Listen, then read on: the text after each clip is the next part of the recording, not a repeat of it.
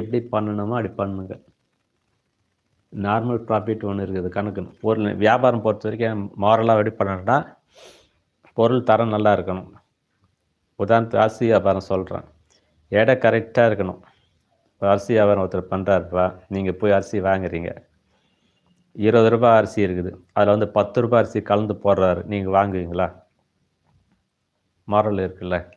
ரூ. 10 அரிசி தான், ரூ. 20 மூட்டை அரிசி மூட்டை இருக்குது, ரூ. 50 அரிசி இருக்குதுன்னு வச்சுக்கோங்க. நீங்கள் ரேட்டு ரூ. 70 இருக்குது. அதில் நடுவில் பார்த்தீங்கன்னா மோட்டோ அரிசி இருக்குது, கட்டை கட்டையாக இருக்கும் அந்த அரிசி, விலை சீப்பாக இருக்கும். ரூ. 30 அரிசி பெரிய மூட்டையில் ஒரு 10 கிலோ அரிசி நடுவில் கலந்து போட்டுறாரு, மிக்ஸ் பண்ணுறாரு. நீங்கள் மேலே எடுக்கிறப்பே நைஸாக சில அரிசி வருது, சில அரிசி கட்டி கட்டியாக வருது பெருசாக. கடைக்காரர்கிட்ட கேட்குறீங்க, ஏன்பா நான் நைஸ் அரிசிக்கு தானே கிலோக்கு ரூ. 70 கொடுக்குறேன் நான் காசு, நீ ஏன் ரூ. 30 அரிசி மொட்டை அரிசி கலந்து போடுற அப்படி கேட்குறாரு. நீங்கள் எந்த இடத்துல பொருள் வாங்குவீங்க?